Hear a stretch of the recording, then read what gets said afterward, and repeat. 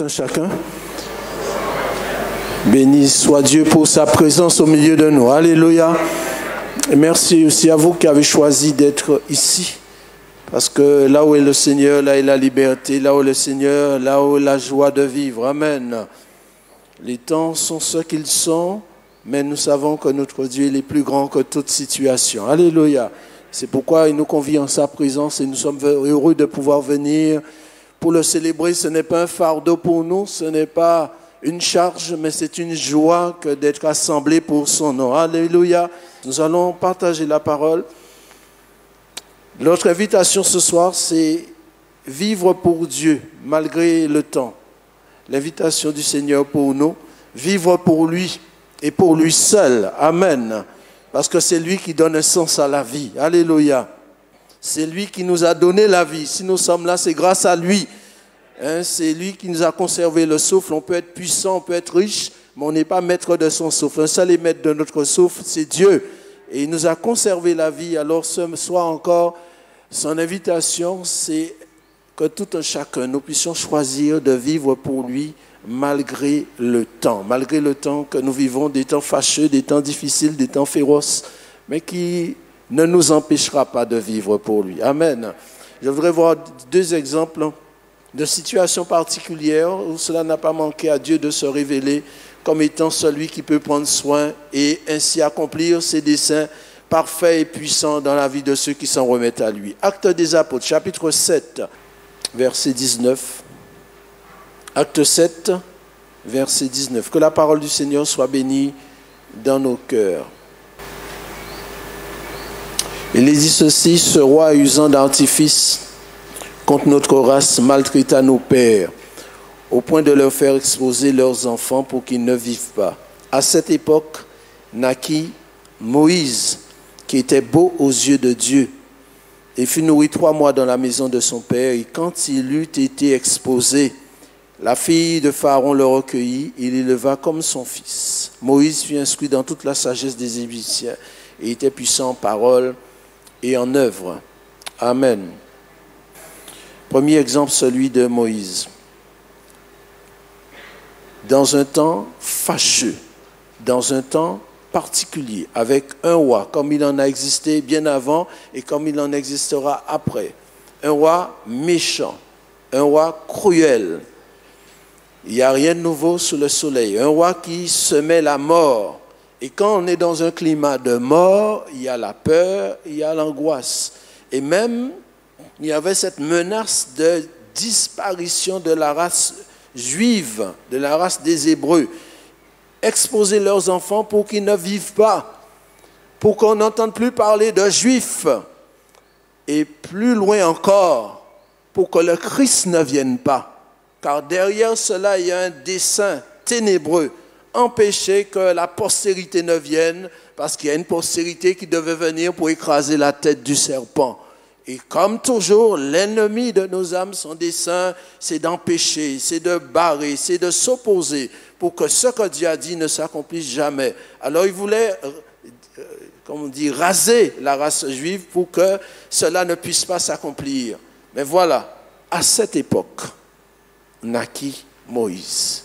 À cette époque, dans ce temps fâcheux, dans ce temps difficile, dans ce temps où on se demande pourquoi on est sur terre, Dieu suscite un libérateur.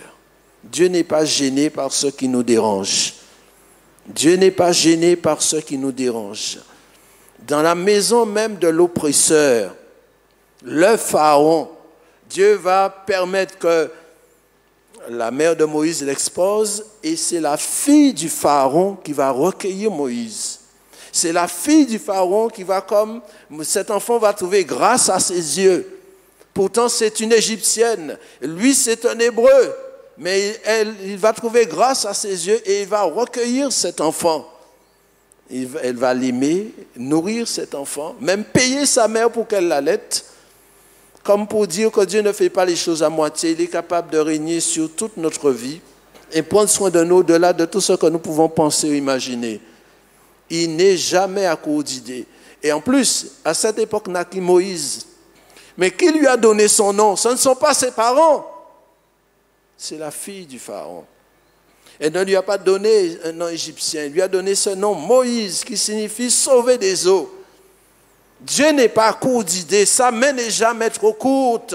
Il peut faire, il est le Tout-Puissant. Alléluia. Et Moïse va grandir et les Égyptiens vont l'enrichir, vont lui donner de l'instruction. Il va avoir des connaissances qui plus tard serviront au peuple de Dieu pour que le peuple de Dieu puisse devenir ce peuple élu. Quand Dieu se révélera à Moïse, Exode chapitre 6, verset 2.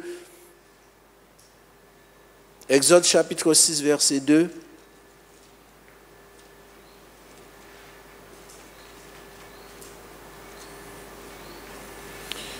Dieu parle encore à Moïse et lui dit, « Je suis l'Éternel. Je suis apparu à Abraham, à Isaac et à Jacob comme le Dieu Tout-Puissant. Mais sous mon nom, l'Éternel, je n'ai pas été reconnu par eux. » Dieu va se révéler à Moïse. Il va avoir une connexion, une communication personnelle avec Moïse, disant, j'ai été le Dieu d'Abraham, d'Isaac et de Jacob, mais ils ne m'ont pas connu comme étant l'Éternel, celui qui règne sur toutes choses et celui qui doit inspirer la crainte aux hommes. Puisque Moïse, Dieu lui fera comprendre que c'est grâce à lui s'il est debout. Moïse, à ce moment, a 80 ans. 80 années sont passées depuis. Mais l'Éternel est celui qui veut se manifester à nous comme étant celui qui mérite d'être craint.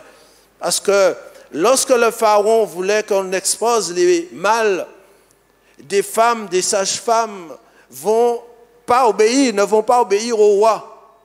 Et ces personnes auront la crainte de Dieu. Et Exode chapitre 1, verset 21, la Bible dit, parce que ces personnes ont eu la crainte de Dieu, Dieu va leur faire prospérer. Nous avons besoin de revenir à la crainte de celui qui est l'alpha et l'oméga, le tout-puissant, l'éternel, celui qui n'a pas son pareil, ni dans les cieux, ni sur la terre, celui qui subsiste d'éternité en éternité. La crainte de Dieu est chercher à le connaître. Je n'ai pas été connu d'eux sous le nom de l'Éternel. Lorsque nous cherchons à le connaître, nous découvrons que nul n'est semblable à lui. C'est lui qui a créé les cieux et la terre. C'est lui qui tient la vie dans sa main. Et on n'a pas besoin quand on a besoin de connaître de quoi l'univers est fait, comment l'univers s'est formé, où est-ce qu'il y a la vie, on n'a pas besoin de dépenser des milliards, il suffit d'ouvrir sa parole, une Bible à 1 euro, et on découvre que les cieux et la terre ont été créés par Dieu. Que la vie, il l'a mis sur la terre et pas ailleurs. Tout simplement, chercher à le reconnaître, à le connaître parce qu'il est celui qui règne. Dans un temps difficile, Dieu suscite un libérateur. Moïse n'est pas mort parce que les temps étaient mauvais. Moïse n'est pas mort parce qu'il y avait une armée derrière lui. Moïse n'est pas mort parce que le diable voulait le détruire. Il est mort en son temps. Même quand il avait 120 ans, il voulait encore aller plus loin. Dieu est Dieu, à lui soit la gloire. Amen. Un deuxième exemple, Luc chapitre 2, verset 1er. Luc chapitre 2, le verset 1er. En ce temps-là parut un édit de César Auguste, ordonnant un recensement de toute la terre. Ce premier recensement eut lieu pendant que Quirinius était gouverneur de Syrie. Tous allaient se faire inscrire, chacun dans sa ville. Joseph aussi monta de la Galilée, de la ville de Nazareth, pour se rendre en Judée, dans la ville de David, appelée Bethléem, parce qu'il était de la maison et de la famille de David, afin de se faire inscrire avec Marie, sa fiancée, qui était enceinte. Pendant qu'ils étaient là, le temps où Marie devait accoucher arriva. Et elle enfanta son fils premier-né, elle l'emmaillota et le coucha dans une crèche parce qu'il n'y avait pas de place pour eux dans l'hôtellerie. Amen. Voilà une situation fâcheuse. Encore, un empereur qui ordonne selon son bon plaisir. Combien de gens dans mon empire, bien sûr, c'est à des fins commerciales et particulières, personnelles, pour savoir combien l'impôt va lui revenir. Mais selon son bon plaisir, il ordonne et on exécute le désir, le dessein, le caprice de ce roi, de cet empereur. Et Joseph monta pour bien montrer qu'il y a comme une contrainte qui lui est imposée. Il est sorti de là où il était pour aller dans cette ville, Bethléem, cette ville éloignée de sa demeure. Il y a une difficulté géographique. Il va monter. Il y a une difficulté familiale. Marie est enceinte. Comment faire ce voyage avec cette personne qui est sur le point d'accoucher? Et pourtant, il faut y aller, il faut le faire. La vie n'est pas facile. La vie ne sera jamais facile.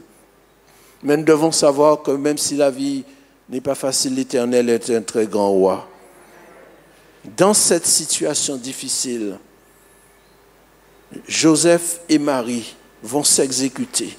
Ils vont monter peut-être plusieurs jours de marche, la fatigue, l'épuisement, la douleur, la crainte. Parce que César Auguste a ordonné, alors on obéit à cet empereur. Ils vont monter. Et en montant, en agissant ainsi, ils vont accomplir la parole du Seigneur. Pendant qu'ils étaient là, en ce temps-là, le Christ va venir dans ce monde. Dans cette ville-là, Bethléem, bien des siècles auparavant, dans Michée chapitre 5, je reviens à Luc 1 dans un instant, Michée chapitre 5, c'est un des livres de l'Ancien Testament, Michée chapitre 5 verset 1,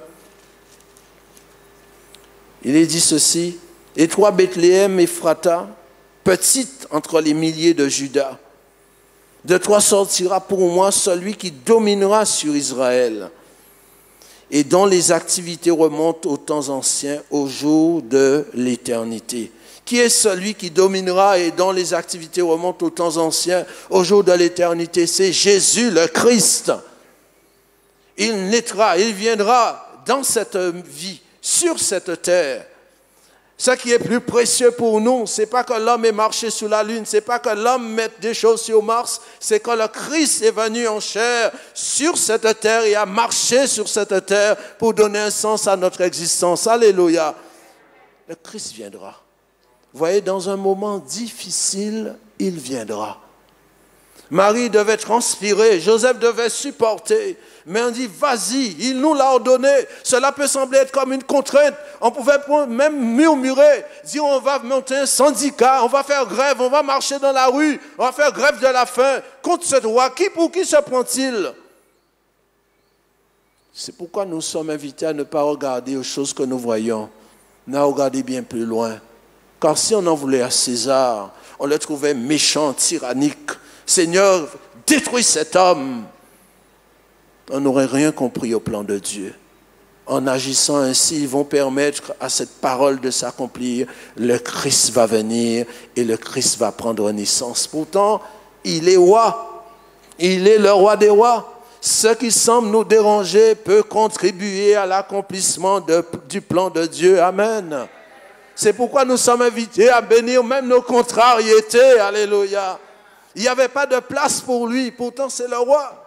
Lorsque l'enfant doit naître, on a déjà mis sa chambre, on a déjà choisi son médecin, on a déjà choisi la sage-femme, le centre hospitalier.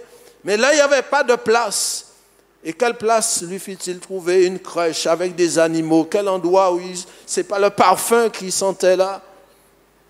Mais voyez-vous, jamais endroit ne fut aussi bien gardé que cet endroit. Jamais endroit ne fut aussi bien gardé en cet endroit, car des anges étaient là. Je reviens à Luc chapitre 1. Des anges étaient là pour veiller sur lui. Jamais protection ne fut supérieure à celle-là. Des hommes peuvent avoir leur garde du corps, mais les gardes du corps, ce sont toujours des hommes. Mais lorsque nous avons l'Éternel pour gardien, alors nous avons la meilleure assurance, la meilleure protection. Alléluia. Parce qu'il est en haut, il est en bas, il est devant, il est derrière. Il voit le monde visible, il voit le monde invisible. Et surtout, il peut renverser les desseins de la mort. Car on peut avoir ses gardes du corps, mais si la mort vient, on peut être dans un palais blindé, avec sécurité partout. Mais si la mort vient, la mort n'a pas de pièce d'identité, la mort ne demande rien à personne, sans frapper, il prend celui qu'il veut, et voilà. Des anges le gardaient. Chapitre 2 de Luc. Il y avait dans cette même contrée des bergers qui passaient dans les champs les veilles de la nuit pour garder leurs troupeaux. Et voici un ange du Seigneur leur apparut, et la gloire du Seigneur resplendit autour d'eux. Alléluia. Au verset 13, et soudain se joignit à l'ange, à cet ange, une multitude de l'armée céleste, louant Dieu et disant, gloire à Dieu dans les lieux très hauts, et paix sur la terre parmi les hommes qui l'agréent. Amen. Dieu seul peut remplir nos cœurs de joie. Et si Dieu ne remplit pas nos cœurs de sa joie, personne ne pourra remplir nos cœurs. Parce que c'est lui qui nous a créés. Il nous a créés pour lui et il sait de quoi nous sommes faits. Il sait ce dont nous avons besoin par-dessus tout. On peut avoir tous les biens matériels de ce monde, cela ne pourra jamais remplir nos cœurs de joie. Mais il n'y a que le Seigneur seul qui peut le faire. Cette armée céleste va chanter gloire à Dieu parce que c'est à lui qu'en revient la gloire. Paix sur la terre parmi les hommes. Un cantique est entonné à la gloire du roi des rois. Pourquoi? Parce que jamais la terre n'a entendu une aussi belle nouvelle. Cette bonne nouvelle, c'est quoi? Luc chapitre 2. Voici un ange du Seigneur leur apparut et la gloire du Seigneur resplendit autour d'eux. Ils furent saisis d'une grande frayeur. Mais l'ange leur dit, ne craignez point, car je vous annonce une bonne nouvelle qui sera pour tout le peuple le sujet d'une grande joie. C'est qu'aujourd'hui, dans la ville de David, Bethléem, il vous est né un sauveur qui est le Christ, le Seigneur. Amen.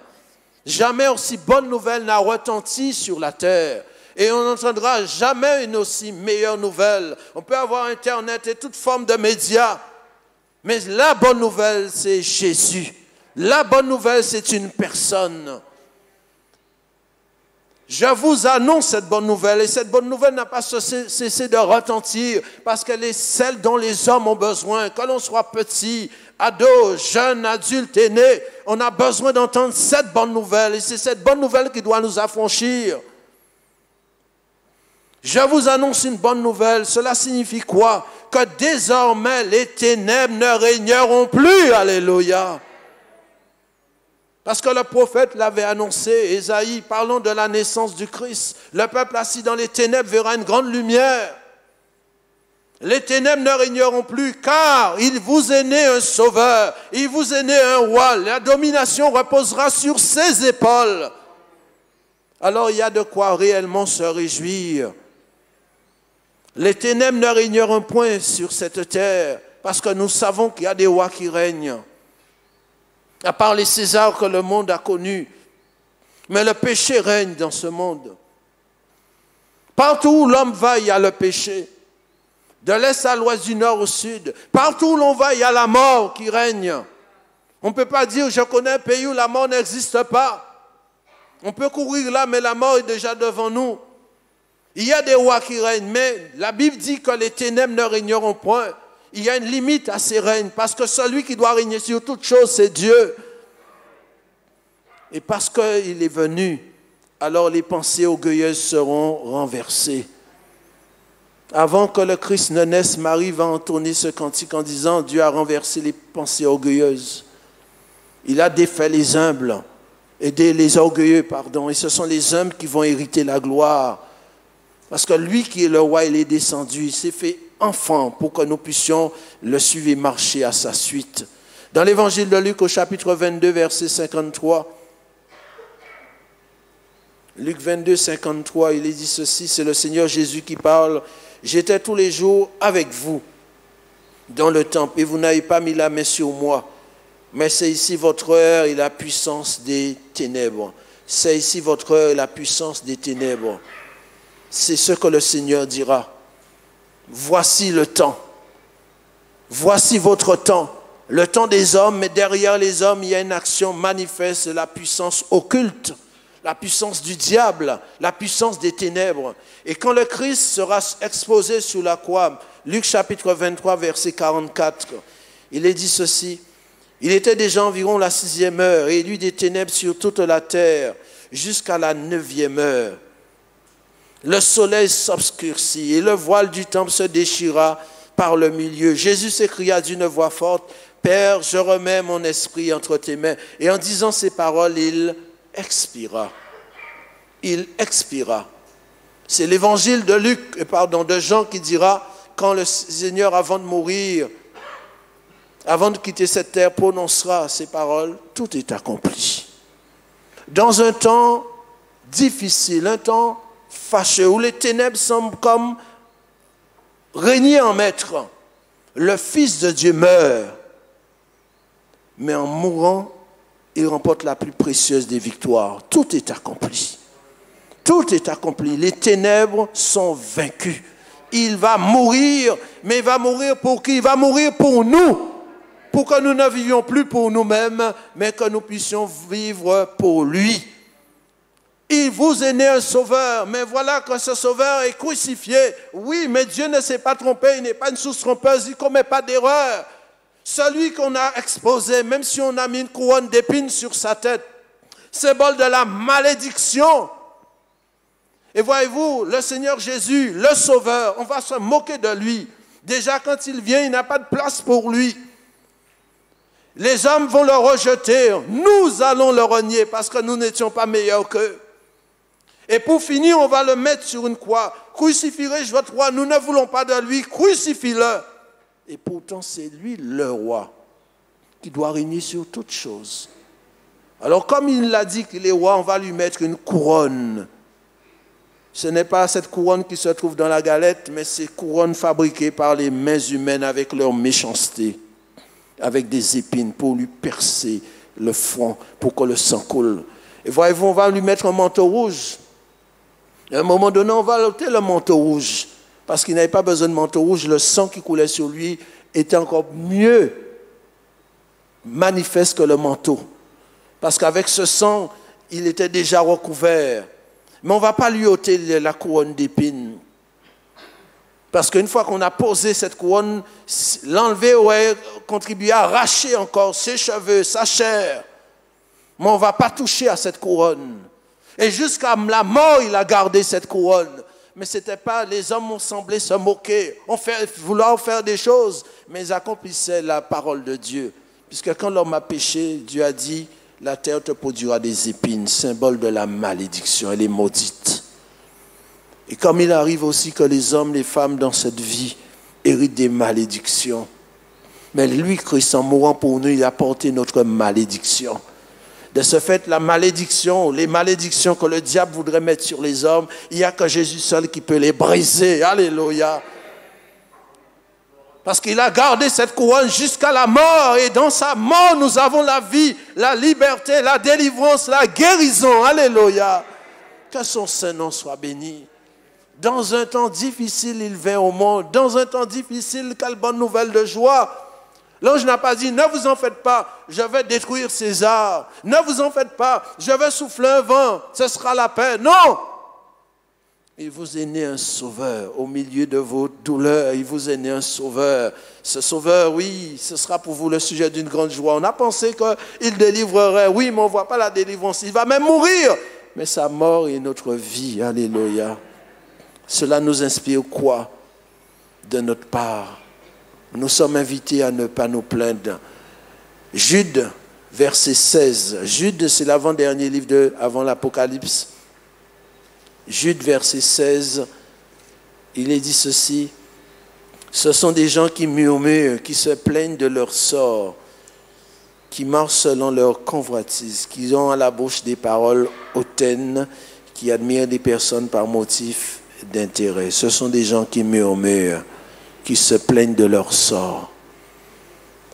Quand nous réalisons ce que Dieu a fait avec Moïse, quand nous réalisons ce que Dieu a fait avec le Christ, plus grand encore que Moïse, nous sommes invités à réformer nos voies pour ne pas nous laisser aller selon nos caprices, selon nos humeurs, selon les tendances charnelles. Des gens qui murmurent, cela fait beaucoup de bruit, qui se plaignent, on n'a pas ceci, on n'a pas cela. Voyez-vous, à cause des murmures, à cause des paroles, Dieu a exécuté ses jugements. Dans 2 Corinthiens 5, verset 15, 1 Corinthiens 10, verset 6, 1 Corinthiens 10, verset 6, l'apôtre disait ceci, « Or, ces choses sont arrivées pour nous servir d'exemple, afin que nous n'ayons pas de mauvais désirs comme ils en ont eu. Ne devenez point idolâtres comme quelques-uns d'entre eux, selon qu'il est écrit, le peuple s'assit pour manger et pour boire, puis se levèrent pour se divertir. Ne nous livrons point à la débauche, comme quelques-uns d'entre eux s'y livrèrent, de sorte qu'il en tomba 23 000 en un seul jour. Ne tentons point le Seigneur comme le tentèrent comme quelques-uns d'entre eux, qui périrent par les serpents. Ne murmurez point comme murmurèrent quelques-uns d'entre eux, qui périrent par l'exterminateur. Ces choses leur sont arrivées pour servir d'exemple et elles ont été écrites pour notre instruction, à nous qui sommes parvenus à la fin des siècles. Ainsi donc que celui qui croit debout prenne garde de tomber. La fin des siècles, c'est un temps fâcheux. Ce sont des temps féroces. Ce sont des temps où on ne comprendra pas. On n'a pas l'impression de vivre normalement, de faire ce qu'on avait l'habitude de faire depuis qu'on est né. Nous sommes à la fin des temps. Et ne pensons pas que les choses vont devenir meilleures. Mais la Bible nous interpelle en nous disant, il y a le Dieu Tout-Puissant, celui qui règne sur toutes choses, que nous ne soyons pas enclins à de mauvais désirs. Trop de mauvais exemples ont été laissés avant nous, et avec les conséquences terribles de jugement divin. 2 reprises, il est dit, ces choses leur sont arrivées pour servir d'exemple. Ces choses sont arrivées pour servir d'exemple. À nous maintenant, qui sommes à la fin des temps, qu'est-ce que Dieu demande de nous? Point de murmure, de plainte. À quoi ça sert de se plaindre? Est-ce que nos plaintes vont changer les choses? Un seul roi, il peut changer les temps et les circonstances. C'est Dieu. Voyez-vous, même dans un temps fâché, Dieu peut faire des merveilles. La Bible nous invite plutôt, 1 Thessaloniciens chapitre 5, verset 18. 1 Thessaloniciens 5, verset 18, il est dit, « Rendez grâce en toutes choses, car c'est à votre égard la volonté de Dieu en Jésus-Christ. N'éteignez pas l'esprit. Rendez grâce en toutes choses. » Même si on ne comprend pas, même si cela ne va pas dans notre sens, même si ce n'est pas ce que nous aurions espéré, rendez grâce en toutes choses. On comprend l'apôtre Paul quand il dit « Je rends grâce à Dieu de ce que je parle en langue puisque même quand les choses sont féroces, Dieu nous a donné de quoi pour que nous ne puissions pas nous laisser défaire par les temps, par les circonstances, défaire par les paroles humaines, mais que nous puissions faire surface et nous aider à comprendre qu'au-dessus de tout, il y a le Dieu vivant et vrai qui règne sur toutes choses. Rendez grâce en toutes choses, car il règne sur toutes choses, dans tous les domaines. Il y a un roi fâché, il est capable de changer les circonstances. Il y a un ciel fermé, il est capable de maintenir la vie. Il y a le désert, il est capable de t'ouvrir un chemin, d'amener de l'eau. Il y a un roi tyrannique, il est capable de faire éclater sa gloire. Rendez grâce en toutes choses. Je veux conclure avec cet exemple dans le livre d'Esther. Esther chapitre 4, verset 10.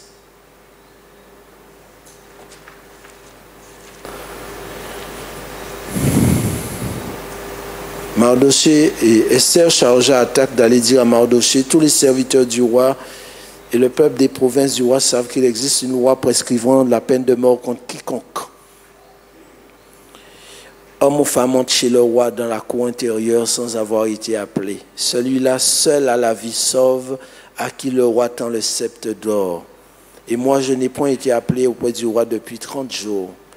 Lorsque les paroles d'Esther eurent été rapportées à Mardoché, Mardoché fit répondre à Esther, « Ne t'imagine pas que tu échapperas seul d'entre tous les Juifs parce que tu es dans la maison du roi. Car si tu te tais maintenant, le secours et la délivrance surgiront d'autre part pour les Juifs. Et toi et la maison de ton père, vous périrez. Et qui sait si ce n'est pas pour un temps comme celui-ci que tu es parvenu à la royauté. Amen. » Mardoché voulait faire comprendre à sa nièce Esther qu'un seul est protecteur, un seul donne la protection, un seul donne la sécurité dans notre demeure, c'est Dieu. Ce n'est pas parce que tu es dans la maison d'un roi que tu ne seras plus à l'abri. Le secours de l'homme n'est que vanité. Voyez-vous, tous ces exemples montrent combien, ayant affaire avec des rois, favorables ou non, Dieu dessus de tout le règne, de tous les règnes qui existent. Voilà un roi qui n'est pas en faveur forcément au peuple juif, et Esther a cette crainte de ce roi, mais Mardoché lui fait comprendre qu'au-dessus de ce roi, il y a quelqu'un d'autre. Il y a le roi des rois. Alléluia. C'est lui seul qui peut nous protéger, quand bien même le monde entier serait contre nous. Il lui dit, le secours et la délivrance surgiront d'autre part, parce que Dieu n'est pas limité. Même si on ne voit pas de secours, de solution, Dieu est capable d'en créer, parce qu'il appelle les choses qui ne sont point comme si elles étaient. Alléluia. Il est réellement l'Éternel. Et il dit, si tu te tais, eh bien, vous périrez. Et il ajoute, qui sait si ce n'est pas pour un temps comme celui-ci que tu es parvenu à la royauté.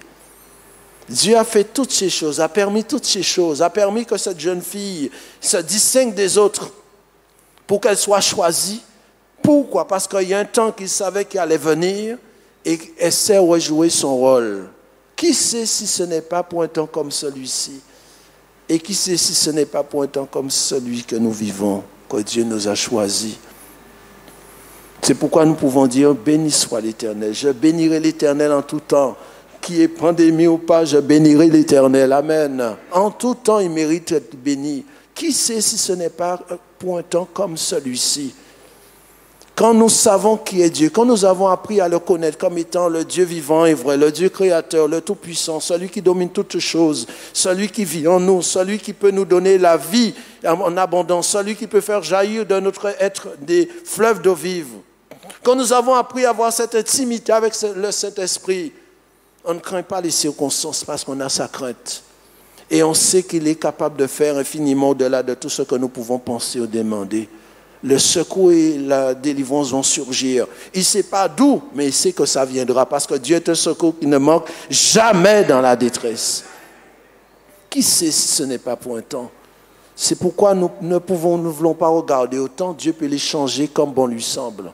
Il change les temps et les circonstances. Daniel, qui a vu passer bien des rois, le savait. Daniel dira, Dieu celui qui change les temps et les circonstances. Daniel 2, 21. Alors, qu'est-ce que le temps devant lui? Le temps s'enfuit devant lui parce qu'il est l'Éternel. Qui sait si ce n'est pas pour un temps comme celui-ci? Alors, nous ne maudissons pas la contrariété. Nous bénissons les circonstances. Et qu'importe si les circonstances demeurent, ce n'est pas notre fait parce que nous ne sommes pas rois. Ce n'est pas nous qui avons créé les cieux et la terre. Ce n'est pas nous qui avons appelé les temps, c'est Dieu. Ce n'est pas nous qui appelons le matin, ce n'est pas nous qui appelons le soir, c'est Dieu. Qu'importe ce que le temps est, je ne regarde pas au temps, mais je veux regarder à Dieu, alléluia. Et qui sait, par rapport au temps, préparer un peuple avec un cœur pour lui. Si tu te tais maintenant, le Seigneur ne nous appelle pas à nous taire. Et justement, dans un temps comme celui-ci, ce qu'il désire, c'est que son peuple se lève. Parce que c'est ce que Esther fera. Elle se lèvera, elle ira, elle dira, bon, c'est vrai, jeûner pour moi, je vais moi-même jeûner. Jeûner, ce n'est pas la grève de la faim pour faire pression sur Dieu. Jeûner, c'est un moment où nous humilions notre âme pour que nous puissions montrer notre dépendance vis-à-vis de Dieu, plus important que tout désir matériel, notre soif de lui, notre faim aussi de sa parole. Elle va jeûner et elle va s'approcher et le roi va l'accueillir. Elle va ouvrir sa bouche. Dans un temps comme celui-ci, nous avons besoin d'ouvrir notre bouche pour dire aux gens, oui, Dieu règne. Il est le Sauveur, il est celui qui est mort pour nos péchés. Il est celui qui veut nous offrir le meilleur, ce que personne ne pourrait nous donner, le cadeau de Dieu, le cadeau du ciel, le salut en abondance. Car assurément, nous savons que la vie est fragile et que bon nombre partent. Ce n'est pas nouveau, cela a toujours existé depuis que le péché est sur le monde. Et il en sera ainsi jusqu'à la fin. Les choses ne changeront pas. Mais le problème, ce n'est pas que les hommes meurent, mais c'est que les hommes, lorsqu'ils partent du mauvais côté, les hommes, les femmes. Le problème, c'est que lorsque les hommes, les femmes font obstacle à l'œuvre de Dieu dans leur vie, lorsque les hommes, les femmes mettent leurs mains dans ce qu'ils ne doivent pas mettre leurs mains, et il est venu pour leur dire, il y a possibilité de délivrance, il y a possibilité de liberté, il y a possibilité de guérison, de restauration. Et c'est ce que l'Église est amenée à dire dans un temps comme celui-ci.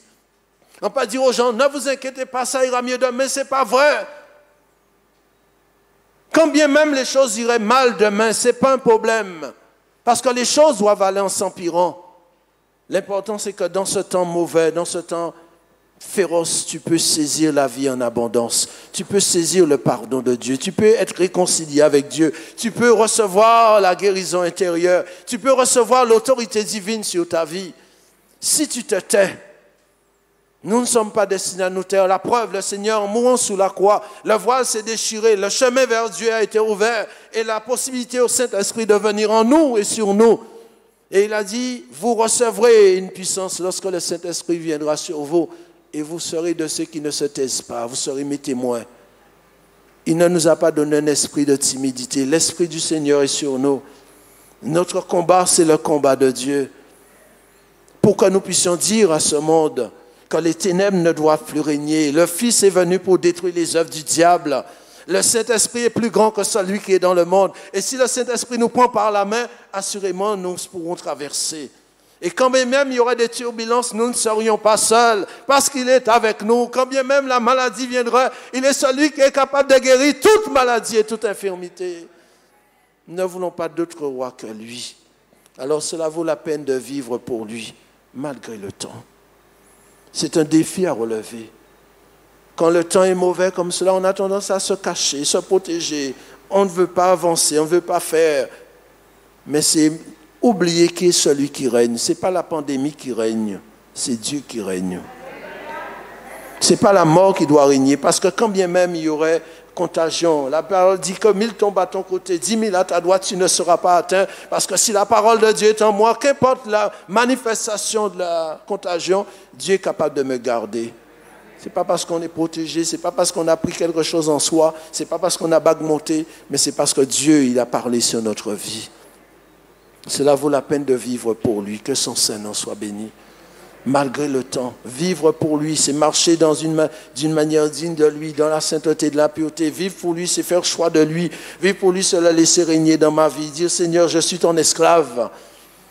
Viens faire ton œuvre en moi. Aide-moi à avoir dans ma bouche, dans mon cœur, des paroles qui t'honorent, des paroles qui t'élèvent. Aide-moi à chanter pour toi, à t'adorer, à te glorifier. Parce que tu es Dieu, ton règne ne passera jamais et tu domineras sur toutes choses. Et si aujourd'hui les hommes ne sont pas venus l'adorer, fléchir les genoux devant lui, mais que nous ne le voulions pas, un jour tout homme se présentera devant lui et on fléchira les genoux. Mais malheureusement pour certains, ce sera pour entendre la condamnation. C'est pourquoi aujourd'hui, c'est un jour de salut. Même dans un temps mauvais, c'est un jour de salut parce que le Seigneur, il ouvre son cœur et il tend sa main. Que son Seigneur soit béni. Amen.